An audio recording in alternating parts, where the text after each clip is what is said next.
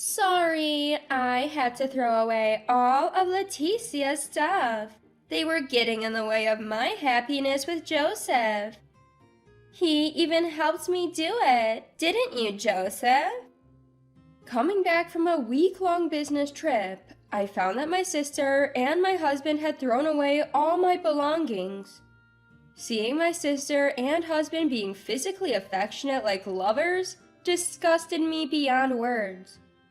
So let's get a divorce. I received the divorce papers from my husband and asked my sister, "Are you sure about this, sis?" This all started a few months ago. My name is Leticia. I've been living with Joseph for a year now. Joseph and I met at a party and got married. I always loved my job and had told Joseph before we got married that I planned to continue working. When Joseph and I tied the knot, I had just been promoted to a responsible position at work and was also in charge of training newcomers, which was another reason I wanted to keep working. At first, Joseph also seemed to want to continue working. However, when we disclosed our salaries before getting married, it turned out I earned more. Then Joseph suddenly suggested, I'll become a house husband. I immediately said, absolutely not. And for good reason. Joseph's place was always a mess when he lived alone. He never cleaned or washed the dishes, leaving the sink always piled high with dirty dishes. The bathroom was in a state I wouldn't even want to use. From the beginning of our relationship, I was the one who had to clean up after him. Plus, I had never even seen Joseph cook. He was hardly skilled at household chores, so when I objected to the idea of him becoming a house husband, he made a sulky face. He brought up the house husband idea several times afterward, but each time I firmly said no. Despite occasional arguments with work-averse Joseph, our life was fairly ordinary. But for the past 6 months, my sister Carolina had been visiting us too often, and it was wearing me out. She lives nearby at our parents' house, but frequently drops by our place. Although she's unemployed, she falsely tells people she earns advertising revenue by posting on social media. She's just an impossible person to deal with. She would come to our house almost every day, eat dinner, and then leave. I couldn't get comfortable with that. She's here again. When I come home from work and hear joyful conversation from the living room, it only makes me feel more drained. When I go to the living room, my sister and Joseph are sitting close together on the 2-seater sofa. My sister waves at me saying, you're back. Lately, these two seem to be getting unusually close. Is it because they've been drinking? Joseph! Carolina. Hearing them call each other like that irritates me. Joseph and my sister seem to be enjoying some appetizers, so I decide to cook my own dinner. As I start cooking, Joseph says, Leticia, I got us some appetizers. As I prepare my own meal, I ask irritably, why? Joseph responds with a dismissive laugh. I'm hungry, and your cooking isn't good, so I bought appetizers. What? You can't even cook, and you're calling my food bad? When I respond angrily, pan in hand, my sister chuckles and lightly taps Joseph's shoulder. Don't be mean, you'll hurt Leticia's feelings if you tell the truth. As a husband, I'm educating my wife. Your cooking is terrible. It's inedible. But I'm hungry, so go get some appetizers. Joseph's face is flushed red from drinking. My sister is laughing so hard she's practically choking, and I put the frying pan away. I quietly put away the ingredients I've taken out and head for the door. I've just come home, and as I try to leave again, Joseph yells, Hurry up! Be back in 5 minutes. Hearing my sister's laughter in the background makes my skin crawl. I leave the house and make it to the grocery store. On my way back, carrying potential appetizers and my own substitute for dinner, I realize I'm crying. The frustration is overwhelming. Joseph always eats my cooking without a word of complaint. Sometimes he'd even say, "This is delicious," while eating it. I learned to cook from Mom, and even my sister knows my cooking isn't bad. But to come home tired from work, cook earnestly for Joseph, and then be told it's bad was truly heartbreaking. I return home, let out a soft sigh, and head toward the living room. Joseph and my sister are sitting on the two-seater sofa, red-faced and snuggled up, apparently having drunk too much. My sister even has her head resting on Joseph's shoulder, looking blissful. With a cooled heart, I take out my phone and snap a photo of their sleeping faces. The next morning, my sister laughs and says, "Sorry for staying over. Didn't mean to. Wouldn't want Leticia to get suspicious, considering how well Joseph and I are getting along." I reply with a smile. It's okay. I serve breakfast to my sister and later to Joseph, who wakes up after her. Joseph casually asks, "What about yesterday's appetizers?" "They're in the fridge. Feel free to have some," I say as I serve breakfast. "Sorry you have to eat my bad cooking all the time." Huh? Did I say that? "You sure did, Joseph. Leticia looked really upset." Well, forgive me. I was drunk. "It's fine. Whatever." I speak flatly and say I'm off to work now, and leave the two behind as I exit the house. Once I step out of the front door, I stop the recording on my mobile phone. I've decided to record all conversations between Joseph, my sister, and me from now on. I honestly don't want a divorce. I just want to kick my sister out and go back to my normal life with Joseph. But my suspicions about Joseph have grown so much that there's no turning back. Then I get assigned a week-long business trip. I'm going with a younger male colleague, traveling far away. It's his first business trip and he looks pretty nervous. I feel the responsibility to be strong, but I can't help but worry about what's going on at home. Will my sister make a move on Joseph while I'm gone? To ease my concerns, I decide to spend some saved up money. Once the week-long trip is safely over, my colleague and I take a moment to relax before reporting back to the office. When I got back home after picking up a certain item, I could sense my sister's presence again. I sighed, not feeling like going into the living room right away. Instead, I walked into my bedroom and was shocked. Everything of mine was gone. My favorite dresser that I bought when I lived alone, all the clothes in my walk-in closet, nothing was there.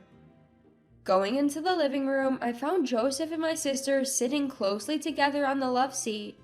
"What's going on here?" I shouted. My sister chuckled and said, "Sorry, I threw all your stuff out. It was in the way of Joseph and me getting happily married. Joseph even helped me throw it out, right?" My sister playfully touched the tip of Joseph's nose, and he grinned lazily.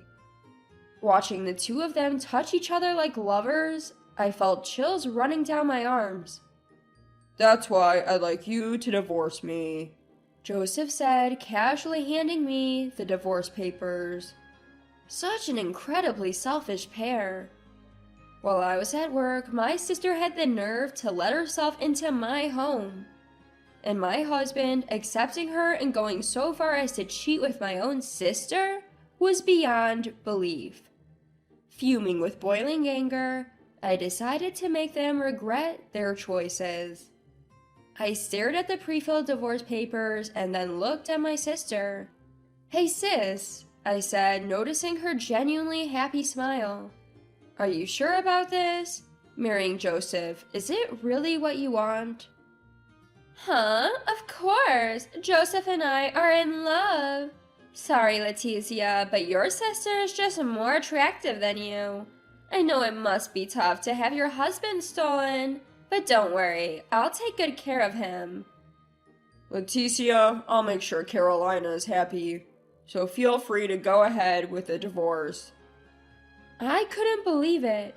He had the gall to say that, after promising to make me happy when we got married, and then letting it come to this? As I finished filling out the divorce papers, barely holding back my laughter, Joseph declared he wanted the house as part of the asset division. So I graciously handed over the house and moved back into my parents' home until I could find a new place. My sister hadn't told my parents anything. When I explained the situation, they hugged me, tears in their eyes. You don't have to think of her as your sister anymore. Her warmth had me breaking down in tears before I knew it. I heard from Joseph, who apparently submitted the divorce papers the same day.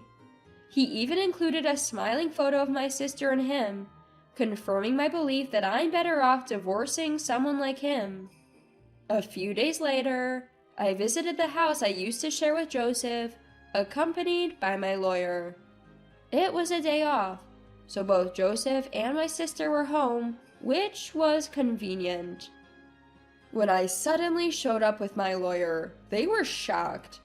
But once I mentioned it was about money, they mistakenly thought they might get something in the asset division, so they let us in without hesitation. That's when I handed Joseph and my sister something I'd picked up on the way back from a business trip. Inside the brown envelope were photos of Joseph and my sister caught in the act of their affair. The pictures captured them kissing, with the curtains left wide open. I didn't know what Joseph and my sister would get up to while I was away for a week, so I'd use some of my savings to hire a private investigator to gather evidence. I even brought out my sister's diary that she left at our parents' house. It had entries about her sweet days with Joseph, starting about 6 months ago around the time. She started hanging around our house all the time. While I calmly laid out the evidence and began explaining what was from when, my sister shouted, "Enough already! Why is Leticia trying to ruin my happy future with Joseph? I get that Joseph is a catch, but aren't you ashamed for gathering all this evidence?" she asked. I'm not ashamed. The one who should be ashamed for getting caught in photos like these is you. So now that we have all this evidence, I'll be requesting $20,000 in damages from each of you. $20,000? That's absurd. My sister mumbled something upon hearing the amount, but Joseph stood his ground unfazed.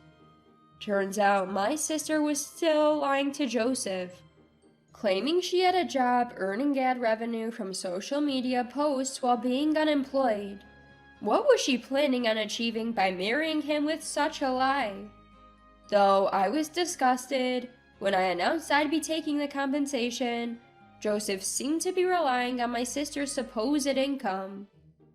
It should be no problem coming up with $40,000 between the two of us, right, Carolina? He said. My sister gave a wry smile and nodded, "Yeah." From there, it was up to the lawyers. After discussions on how the compensation would be paid, it was agreed that both would pay the total amount of $40,000 in one lump sum. We set the payment deadline, and that was the end of the meeting for the day. As for you, sis, take care, I said, emphasizing my final point. All my sister could do was give another wry smile. A few weeks later, I got a call from someone asking if I knew Joseph's whereabouts. When I asked if they were still living in their old house, the person told me it was empty. I had received the full compensation from Joseph and my sister right away, so I hadn't given much thought to what happened next. But now this person was saying that not telling them where Joseph was could cause me trouble. My parents had mentioned cutting ties with my sister, but I figured Mom might know where she was. Sure enough, only Mom knew. Turns out my unemployed sister couldn't afford to pay me the compensation. She had turned to her parents for help, but they refused to lend her even $1. In the end, she and Joseph had to give up their house to make the payment. I did wonder why Joseph, who had an income, was in this situation, but the person who wanted to know Joseph's whereabouts eventually showed up at my house, so I ended up guiding them to where Joseph was living. I was shocked when I saw Joseph in my sister's new place. It was an astonishingly old apartment. The outdoor stairs were rusted, and the walls were in bad shape. I rang the doorbell of the apartment number Mom had given me. I announced who I was and that I brought someone who needed to speak to Joseph. My sister opened the door, looking puzzled. "Who is this?" my sister asked, eyeing the bear-like figure standing behind me. "I've lent money to Joseph," the man said. Yes, this was the money lender to whom Joseph had borrowed money during his bachelor days. Joseph had a fondness for gambling and had racked up a significant debt when he was single. Even though he worked hard to pay it off, it seemed like he was only covering the interest. I knew about Joseph's debt when I married him and had been striving in my career to pay it off in one go. "I had no idea Joseph had debt!" my sister screamed, which brought Joseph running from the back of the house. "You're the one who told him where we live," my husband shouted at me, to which I sighed and responded, "Well, if I didn't, they might have come after me for the money." "Why didn't you tell me Joseph had debt, Leticia?" When Joseph and I were getting a divorce, I made sure to confirm that it was okay several times. At that, my sister burst into tears. "This is just terrible. I don't have money, I don't have a job, and Joseph has debt? This isn't how it's supposed to be." "Tears are fine, ma'am. Now, please pay the overdue amount." When the bear-like moneylender took a step forward, my sister let out a scream. Joseph apologized deeply, shouting, "I'm sorry. Actually, I quit my job. Before divorcing Leticia, I saw that Carolina was making money off from social media ads. So, I thought she was well off, and I decided to become a house husband. That's why I don't have money now." "What do you mean you quit your job?" My sister slammed her hand on Joseph's desperately apologizing head. Joseph was equally mad at my sister, shouting, "It's your fault for deceiving me." Listening to their fight, it became clear that Joseph had quit his job before their marriage, relying on my sister's money. My sister, too, had been hiding her jobless state from Joseph, who now felt deceived. But none of that mattered to the moneylender. "Shut up, both of you. Just pay whatever you can right now." Joseph rushed into the house and handed the moneylender whatever cash he could find. "Not much, but it'll have to do. I'll be back, so don't run away." The moneylender grumbled as he left. Just as I was about to leave, I heard my sister's pleading voice. "Hey, Leticia, you're listening, right? Dad and Mom have cut ties with me. I'm struggling even to afford daily meals. You get it, right? Can you please lend me some money?" Frustrated by my sister's audacity, I turned around and said, "Absolutely not. Enjoy your debt-filled life," and walked away, hearing her sobbing in the background. Later, I heard Joseph and my sister didn't get divorced. However, they were frequently begging our parents for money. Apparently, my parents were dismissing their request, but it was clear that both Joseph and my sister were really struggling financially.